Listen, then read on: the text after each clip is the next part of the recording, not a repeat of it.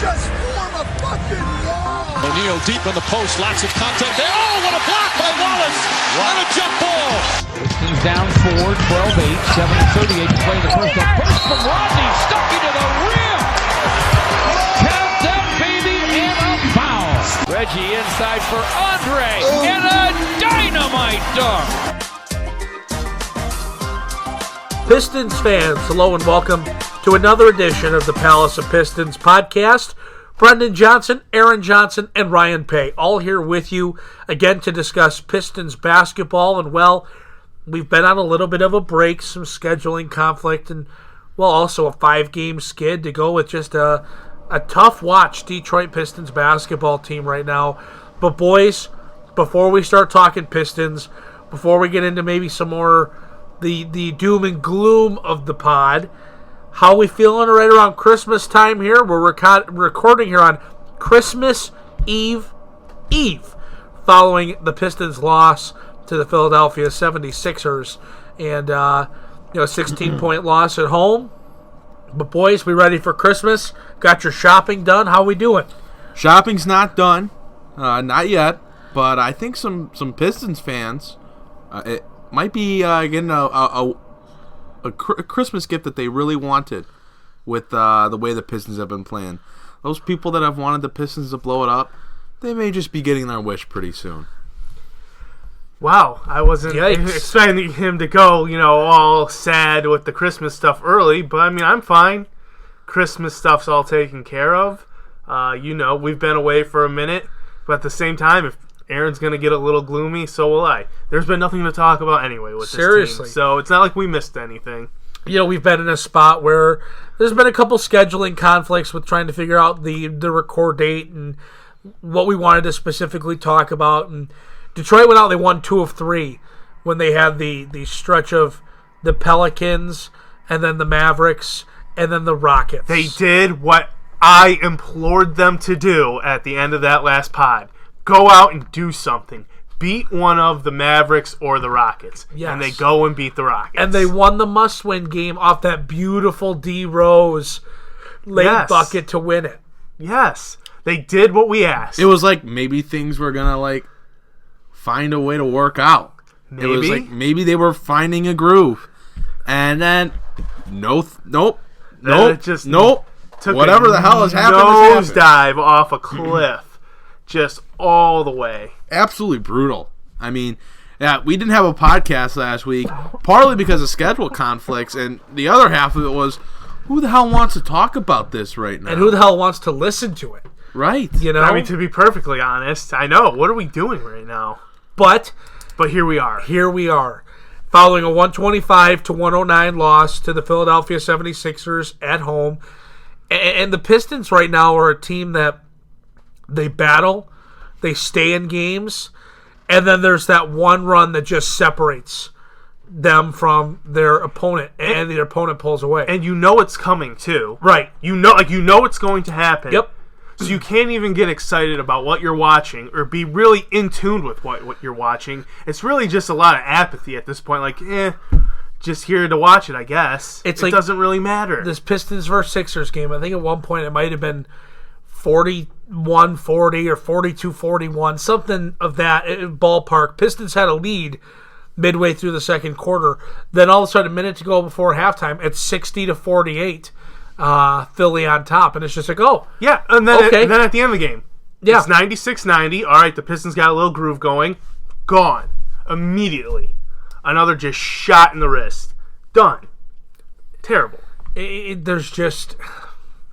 You just feel helpless. Like, what can you do? Nothing. It's coming. Nothing. You can blame the injuries all you want because the Pistons have been riddled with injuries. Blake Griffin missed the first 11 games of the season and has not looked healthy since. Luke Kennard has missed games. Derrick Rose has missed games. Reggie Jackson hasn't played since after the second game of the year. Kyrie Thomas, another guy that's been out. Probably would never have helped the Pistons this year, but just another guy that you don't have available. Andre Drummond missed a few games with his eye issue. Bruce Brown missed the game tonight against Oh my God, the Sixers. I can't even remember these things because it's all just been so blah. It's all been so boring. It's all been so, like Ryan said, you know what's coming. You know a loss is coming. You know a pathetic performance is coming. And I've been a little bit out of the loop like today because I've been so busy with work and some things. But Luke Kennard put out a quote about how he's not the same player he was at the beginning of the year because of injuries. Like that kills me right there. Hearing that, seeing that quote, whatever it was, like terrible. And then Blake, can we just talk for a minute? What the hell is Blake doing in the lineup? Can we just hit on this? This is the elephant in the whole thing for the Pistons. Yeah. What is Blake doing on the court? Just shut him down. There's no reason for it. I don't know if it's Blake who's forcing himself into the lineup and forcing his way onto the court, but if he's trying to, you cannot let him. It's so irresponsible on so many levels, from Casey to the trainers to Blake himself if he's making the push for it. Honestly, to Stefanski and Goris. Like this is your franchise guy essentially. Him and Dre, right? And he's clearly got a bad left knee, clearly bothering him like no other. He's got the flu. The guy can't move. The guy can't play. He's a shell of himself right now. And that's so hard for me to say as a, pretty much a Blake stan. I won't lie. I think it's been pretty apparent. Big Blake guy over here. What is he doing? Shut it down. He's hurting the Pistons. He's hurting himself. He's hurting the Pistons. And part of me feels like maybe, just maybe, and this sucks, last year was Blake's final stand. It's very possible. Is it ever going to get better? Say that. Oh. Is it even going to? Is it going to get better? Wow. If he's going to keep playing, is it going to get better? Or was last year Blake's final stand? Well, if he keeps playing and doesn't just sit down and rest and miss some time, then it might be. Because the way he's playing right now, he is taking away, any chance the Pistons have of competing. Because he goes out there and he's shooting 2 of 16 from the field. These, terrible numbers. He's turning the ball over. He's not playing defense. He is not helping them by being on the court. He needs to sit on the bench. He needs to be getting all the training attention possible, and he needs to get healthy. He doesn't have the explosion he had last year, the ability to get up. He is not moving nearly as well. Everything in his shot is all his upper body. Yep. There's no leg. There's nothing lower body about his shot because it doesn't even look like he can really give it his lower body. At that point, what are you doing? He's all arms on his shot. Everything's so flat up top. I mean, his shot's always been a little flat, but this year especially. That's why every single one of his shots That's is short. why he is shooting, 25% right now from 3, as compared to, 36.8 or whatever it was last year? And he can't get by anyone on the drive because he has no explosion. He has no good first step, so he's forcing everything. And everything he forces is a bad decision. Yeah. You can tell he's frustrated that he can't do what he's used to doing. Right. Which means it's, time to shut it down. It's time to rest. It's time to recover. The big thing going into last year was how the offseason prior, he was able to just spend getting better and not recovering from injury. Like, he was healthy, And finally, he was able to really work on his game rather than just recover. And you saw what he could do once he took some time to work on his game, adjust, and be ready to go. Now, end of last year, he gets hurt. He spends the offseason through a recovery mode, and it's just there's no time. He doesn't fully recover. Sorry, I don't mean to cut you off, but he doesn't fully recover. No, in fairness, he doesn't. He's forcing the issue now, and you're seeing half of what Blake is capable of doing, half of what a healthy Blake is capable of doing. And it's just, you look at the record, they're 11-20. They're 0-8 combined versus Charlotte, Chicago, and and Washington. Miserable. 3 teams not in the playoffs. Miserable. 0-8. Come on now. What are supposed to be bottom feeders. Turns out you're a bottom feeder as well. Yeah. And it's just like, Aaron and I were both at the Chicago game. Even if you go 6-2 instead of 0-8. Right. You're talking about a different team right now. And I'm like, they've gone through it, but they're right around 500. They're in the playoffs. I mean, hell, even if they go 4-4 instead of 0-8, you mean, just like anything. It's seriously that's been their kryptonite, and the problem with that is their schedule's only getting tougher. Well, they don't get to play these same teams again. Aaron, they don't get these chances. You and I were both at that Chicago game, and it's just the Pistons could never pull away. They could never pull away. And then, Kobe White comes in and just a bucket off the bench, finished with 20 or 20-something. Dude couldn't miss at first. Just couldn't miss at first. I was like, what are we watching right now? And he was pissed when he got pulled in the fourth quarter. Yeah. Like, he was mad. Oh, yeah. And I'm like, I don't blame you, dude, because you're killing it right now. He was a walking bucket. The funny thing is, Kobe White, throughout the last month or so has been, like, either super hot like he was against the Pistons, or he's super cold and he finishes with, like, 2 points on 1 of 8 shooting. Is it coincidental that he had a super hot game against the Pistons? No. I mean, of course he did. God, that's an of course. It's like Andre in the first quarter looked like a man out there, killing it. I think he had 11 and 7 after the first quarter, and he finished with maybe 19 and 14. And it's just like Chicago had no answers. Where'd you go the rest of the game? Your final 3 quarters statistics were not even as good as your first quarter statistics. Like, where did you go?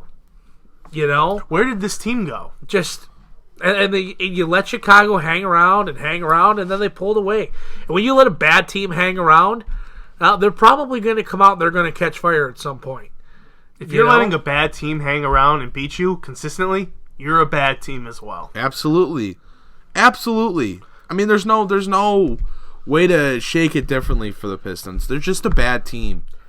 So I guess that begs the question on my end, and I'll pose it to Aaron. GM Aaron, where do we go from here? You get ready to blow it up.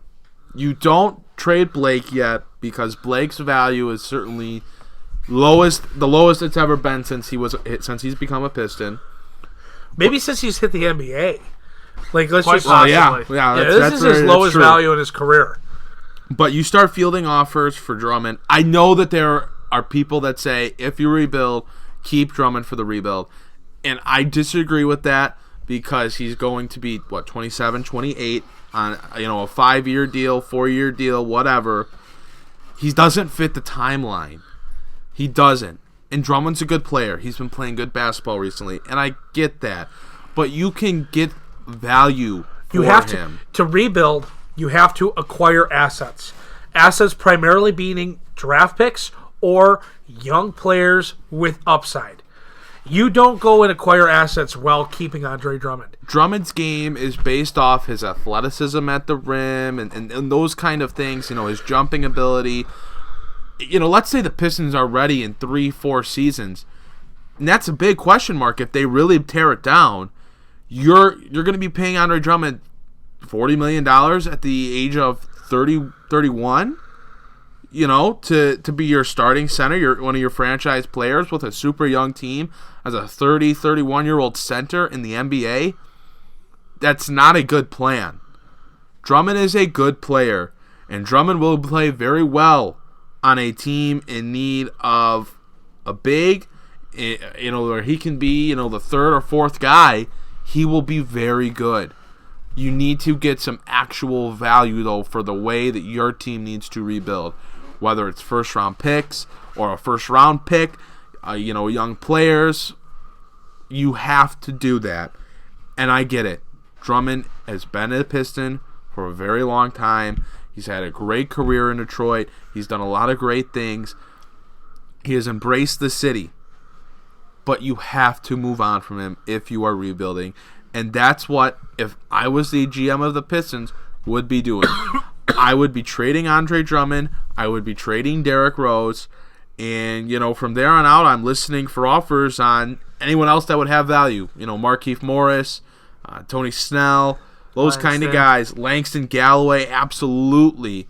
And then, you play your young guys. Bruce Brown, you're going to continue to develop as a point guard because that's where the Pistons should be looking at him until they draft or get a better point guard on the roster. That's where Bruce Brown should be being developed because you have multiple wings that you need to be giving minutes to in Kennard, in Svi Mykhailiuk, in Kyrie Thomas when he comes back. Because, yes, the Pistons should, especially if they're blowing it up and rebuilding, that, spending this year, tanking, whatever, you should be giving minutes to Kyrie Thomas because you need to make sure that there's not a player there, because you can't just let him walk and let him go off and do great things, become a player somewhere else. You have to give him that opportunity to show that he belongs in the NBA on your team, especially if you're going to be tanking. You'll have those minutes. You'll have that opportunity. Give Sekou minutes, give Christian Wood minutes, and get ready for an offseason where you have to do your due diligence in a tough draft where there's not a ton of talent, but you need to make sure that you're getting the right guy and the right guys. You need to be adding the right kind of players to your locker room. Already start planning for the next offseason. Start looking at veterans that you can put in this locker room throughout the rebuild. And you just got to go through that now. You just got to get it over with. You got to start the process. And that's the big thing for the Pistons. At some point, they have to realize that they have to hit the button. They have to realize that they have to blow it up. They have to realize there's no ending in sight where this team does anything of real significance with the roster in place. They're not close to winning anything meaningful, and they don't have the assets to add a player that will make doing something meaningful possible. If they end up as the 8th seed again this year, just to get swept by the Milwaukee Bucks, what does that accomplish? It doesn't accomplish anything. 4 more games mean nothing when you know that the ceiling has been reached with this team. And it sucks that all these injuries have happened, because we talked about how different of a year it could have been without so many injuries. But we also said, worst case scenario, if this team suffers the injuries that they have the potential to, then they're in for one hell of a bad ride. And break the glass, worst case scenario is here. Everyone's hurt. Everyone's missing time. Your starting point guard played the first 2 games of the season and has been out with a mystery back injury since. And the updates have been very slim. They have not had any detail in them, and you haven't heard from him. Your star player missed the first 11 games of the year, and has come back and has played about 2-3 good games. Everything else he's been junk in. Everything that could go wrong for the Pistons has gone wrong for them. And that is why they have to blow it up. They have to start selling the assets, recouping young talent, adding draft picks, clearing cap space, and just hit the button now. Do not wait. Do not get to the point where Andre Drummond's walking in free agency for nothing, where Langston Galloway's walking in free agency for nothing. Get assets. So, Brendan, now to you with this. We talk here about getting assets, moving players, but as we've seen, it's not that easy. Getting the right value for your talent, not easy. What you perceive as your talent on your team, not easy. Pulling off this kind of trade is just not something that's just, hey, here you go, I want this back, great. And if you read Twitter, not that Twitter opinions matter, but nobody around the league, no fan base, values anything Detroit has on their roster. No one. There's no value for anything. And you can't blame them. There's no, they don't value anything on the Detroit roster. When you see these Twitter trades come through, that's not my point here, but no one values anything Detroit has. So, being that Andre Drummond is an all-star caliber player, yet he's an old school style player kind of at the same time, not necessarily new NBA, what do you assess his value as, and what realistically do you think the Pistons could get back in a trade? God, that's a tough question. Because to me, it depends the makeup of your roster. But, if I'm Atlanta, I think Dre's worth a first-round pick. Because I think him pairing up with Trae Young is that good.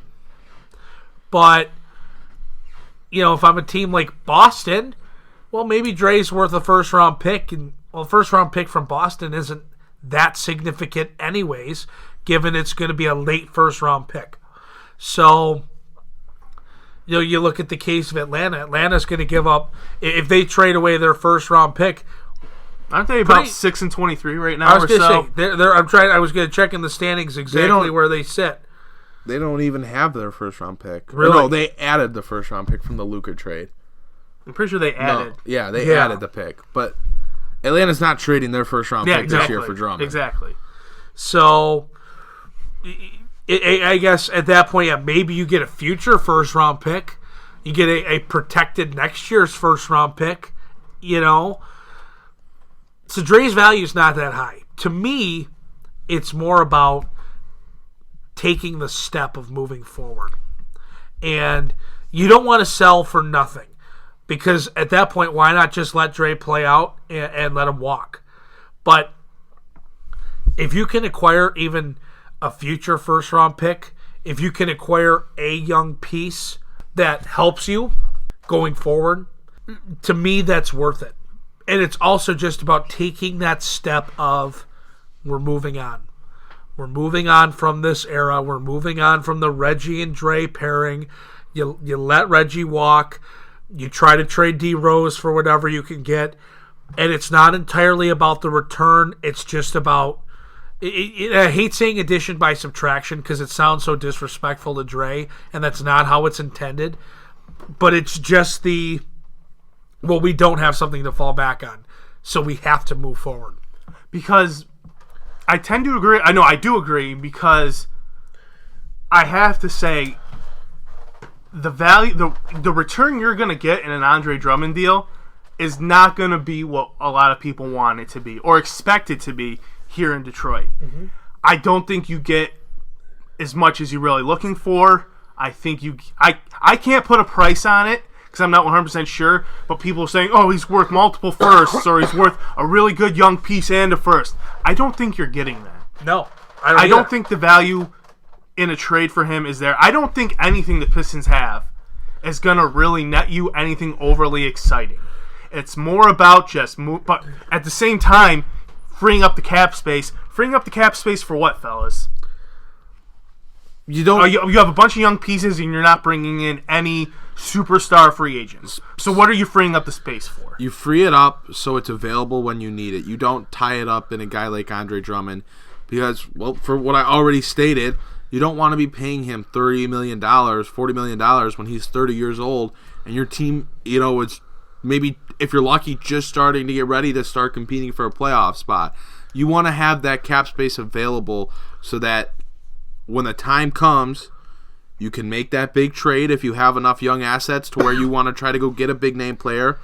Or if you can get a free agent, you just want to have the cap space available. It's a principle of a rebuilding team.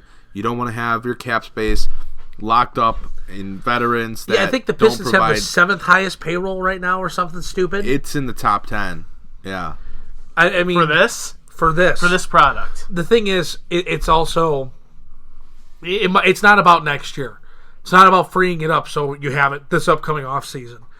It's about the off season after that. It's about, hey, if you have 2 years at the bottom of the standings this year and next, and you get 2 first-round picks, quality first-round picks out of that, and you're building with Bruce and with Luke, 2 picks. You still have guys like Christian Wood on the roster. Where's Jordan Bone? At that point, where's Sekou?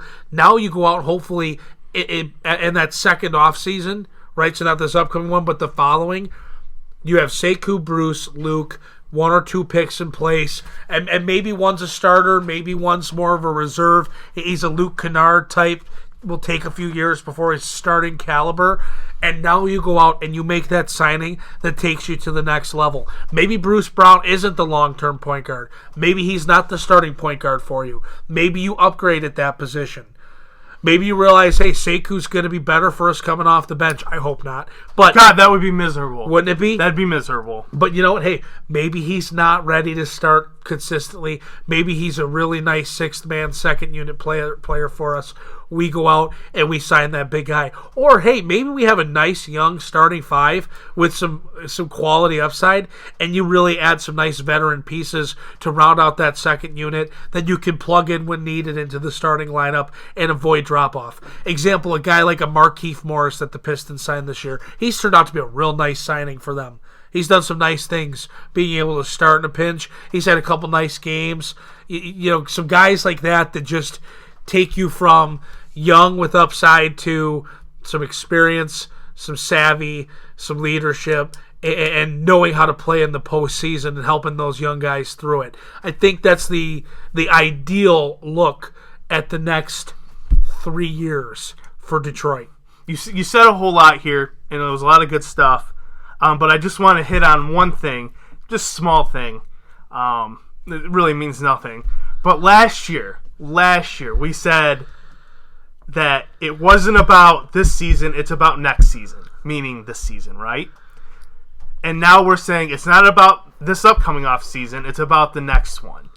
And I hate that we keep doing this, because I feel like we have been doing this for the last 12 years. At least the difference is,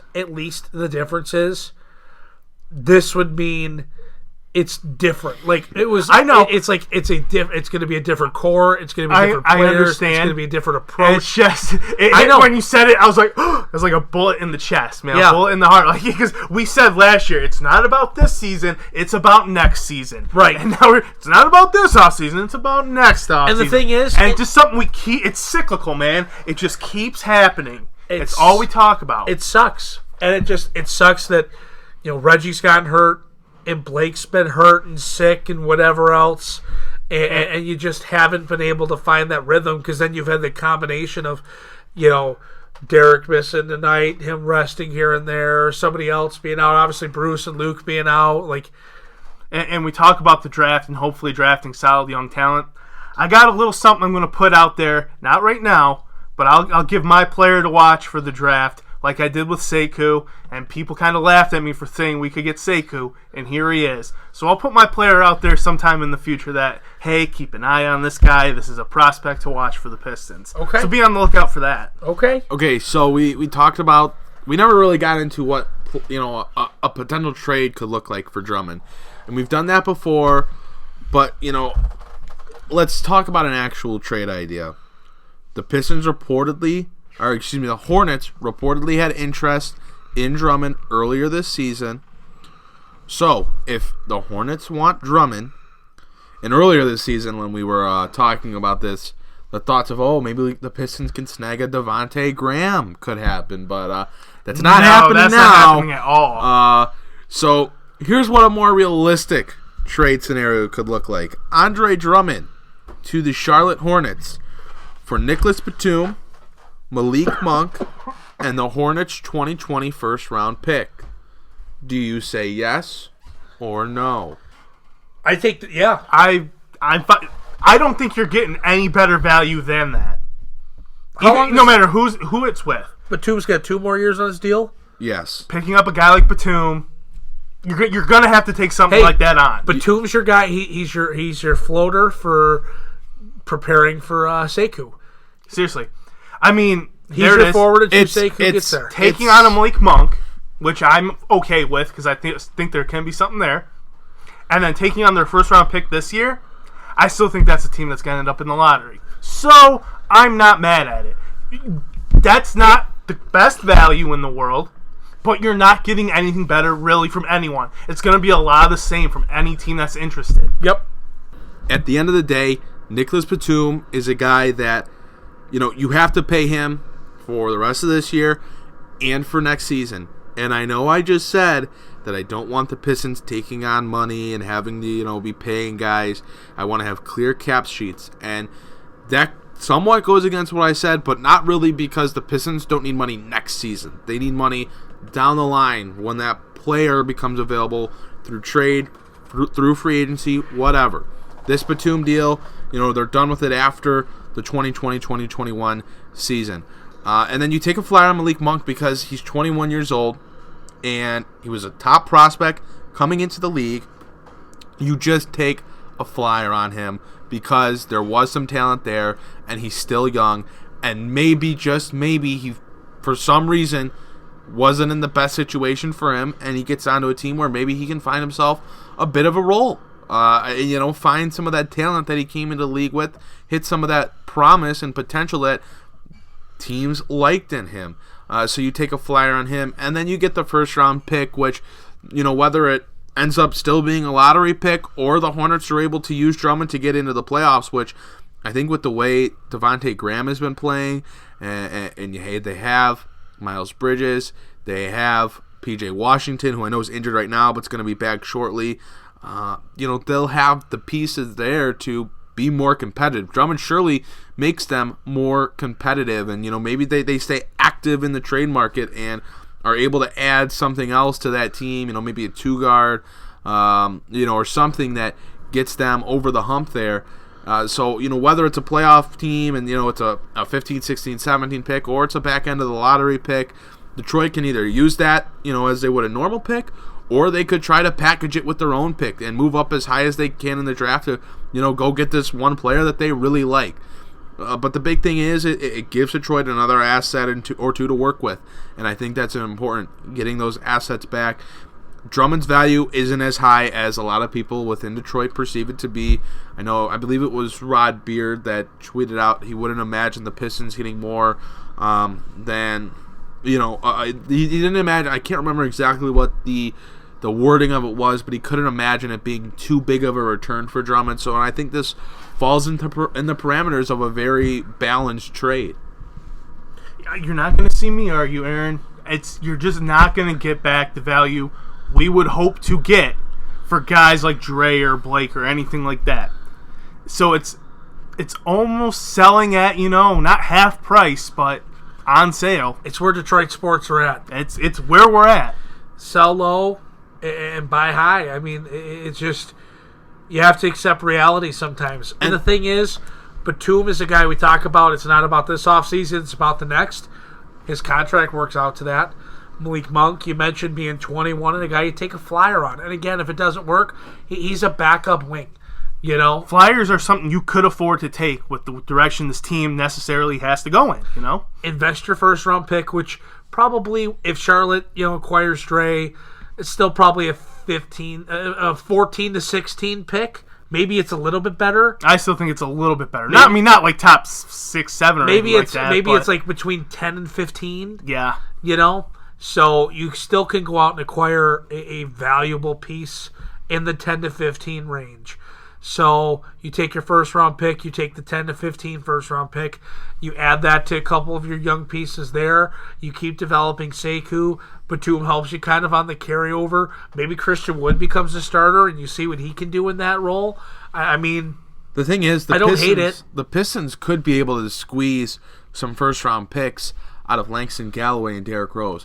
And that's the big thing that I'm watching. Detroit's going to get some value for Andre Drummond, but they could end up getting a couple decent assets for Derrick Rose and Langston Galloway, which is crazy to say about Galloway after the season he had last year. But you look at the way that he's played this year, and you got to think that a playoff team, both in his and in Rose's case, would give up their first-round pick, whether it's 100%. This year or next year or 2 years from now. Not, and that's the thing. Detroit shouldn't load up on first-round picks this year. This is not a very highly touted draft class. If they can get, I don't even need them to get another first-round pick for this year. They can get it for next year or the year after, whatever. Get those first-round picks, in some fashion, and see what happens. But those are guys that are gonna, if the Pistons want to get assets and they start that rebuild, those are two guys that should bring in positive returns. Go ahead, Brendan. I don't disagree. It's just a change of direction. That's the big thing. It's just needed. We've been in this direction for, like we keep saying, a decade. Maybe it's not the same players, but it's Charlie V and Ben Gordon. It's Josh Smith. It's Andre and Reggie. It's bringing in Blake. It's the same direction. Do you know why people are not bitching about the Tigers right now? Not to switch sports, but Detroit sports fans will understand this. You know why people aren't complaining? It's because, you know what? The time came. They knew they needed to blow it up. They blew it up. And you know what they didn't do? They didn't go out and try to fake compete and end up with like the 7th pick in the draft, which I know in baseball, really, you could still get a stud with the 7th pick. But the point is, they've went out and they've said, listen, we're going to be the worst team. They're now going to have back-to-back number 1 overall picks. They've got a ton of young pitching coming up. Now they've gone out and said, okay, We're going to bring in a couple, more veteran, I'll put this in air quotes, power hitters. Hey, I like those 22 signings. home runs a year, power hitting. Right. No, I mean, I like Cronin, Shoop, whatever, but, it is what it is. But the point is, they didn't go out and try to fake act like they had something when they really didn't. They didn't go out and make an emotional move to just keep Detroit as not the worst team in the MLB, and they said, all right, we're going to acquire some picks, we're going to develop our young talent, and we're going to try to compete in 3 to 5 years. And that's why I'm not complaining. Honestly, I'd rather go buy tickets and support the Tigers and know, like, hey, maybe that there is light at some point here than this dead-end Pistons team. I mean, when you look at it, the Tigers have Mize and Manning as cornerstone pitchers coming up, and then Riley Green as a cornerstone piece in the middle of your lineup in the future. And then they're going to be putting up probably the number one overall pick. I mean, they've got pieces that exciting. Yes, we'll wait for it because it's exciting and we want to see it, how it builds and how it grows. The Pistons, on the other hand, have been doing the same dance over and over and over again. And it's just time. Yeah. It's time. Even some of the diehards are like, hey, it's time. It hurts my heart because, like I've said a million times, I love Blake. And watching him play basketball for Detroit brings me joy. But it's just time. It's not there anymore. Sekou is supposed to be your corner piece, or one of the corner pieces, right? He just turned 19 today. He's a few years away, which means this franchise is a few years away. All right, so who's taking Sekou to Canada? That's the real question. Right, boys. I mean, hey. Aaron, you got to go to your first Canada trip. Maybe let's just take Sekou with us. Sekou, hey, I'm fine with Aaron, that. Let's go. Party. Windsor, we're right there. Jeez. Well, after the night the Pistons had, Sekou might need one of those kind of nights. Drink those sorrows away. And after the night the Pistons just had, I know I need one of those nights. So, Sekou on line one. Sekou on line one. What's up, buddy? But I mean, I don't know, boys. It's just So I have nothing else to say, but it's time. There was some chatter in the Palace of Pistons group chat earlier today, talking about some young guys that, hey, we want to, we would want the Pistons to try to go get, whether they're flyers or just young pieces that, could maybe find their way in the Pistons in a trade or whatnot. So I'll share my top 5 if I could find them in this chat. I'm pretty sure I remember them kind of in order. But so my top 5 guys in terms of guys that could maybe be available or maybe are worth a flyer on were Harry Giles, who that is very consistent since last season when I started talking about getting Harry Giles to the Pistons. I'm a big Harry Giles guy. Anthony Simons, another player that I like. Portland, if Blake could get a little healthier and show that he's, still a player, Portland, a team that could be looking for, another big piece, well, that would work. I like Malik Beasley and Monte Morris from Denver. I'm not really sure what Detroit has that Denver would want, and it seems like they have already so many guys on the roster that need minutes. I'm not really sure where they're looking to upgrade. And then maybe a guy like Terrence Ferguson. I don't know. I was just kind of reaching for a 5th guy. Some other names that were being thrown out there were Dennis Smith Jr. and Frank Ntilikina. Ntilikina, fine. They don't pay me to pronounce last names right of NBA players. Who's paying you at all? Shh. But those are just some names that were thrown out there. Alonzo Ball, another name that was mentioned in the group chat. But, some different guys.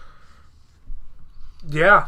Well, I kind of got. I like the Simons name. I like the Simons name. I don't know. It's just I don't have words, fellas. I just don't have words. It's tough. It's just tough sledding right now. It's what the Pistons have done to us. It's a reset. It really needs to be reset.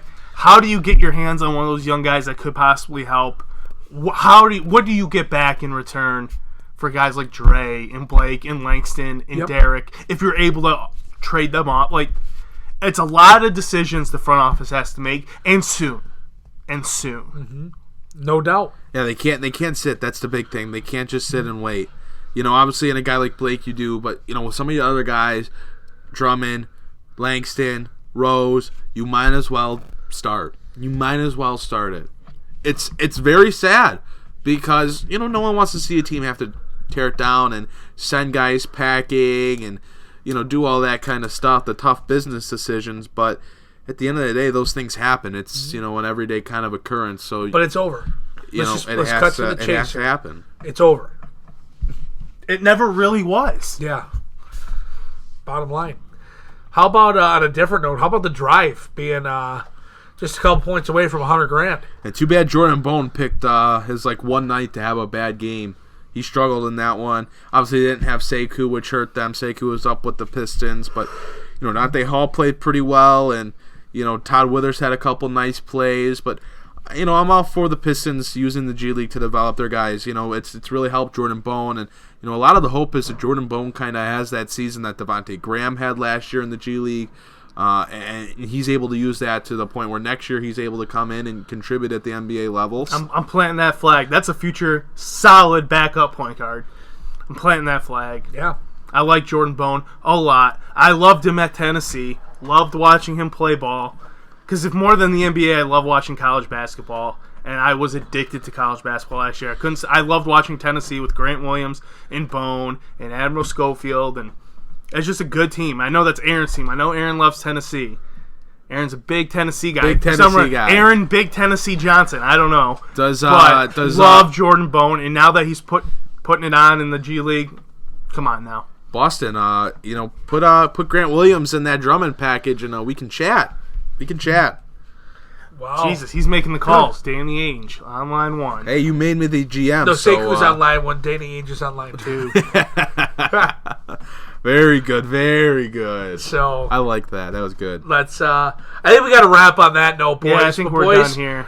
Merry Christmas. How about Merry this? Christmas. I got buddy. one more thing for you. One Pistons wish for Christmas. If you had a Christmas wish for the Detroit Pistons, what would that be? I'm gonna give mine. Put Blake somewhere nice. Put him in a nice place. Give him a nice home. Wow, that was mine, and you knew that was mine. I know you knew that was mine. Give him to a family that deserves him. My wish is not taking too much of a discount when you move on from your top players, i.e. Andre Drummond. Fair enough. I just don't see him coming back. If a rebuild is the way they go, which I think we've discussed is the way they should go, please don't take, we'll take 60% off here. No.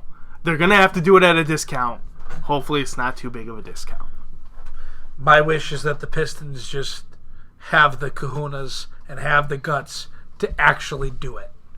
To just take the step. Just pull that plug. To just pull the trigger. Come on, pull the trigger. Reference the movie.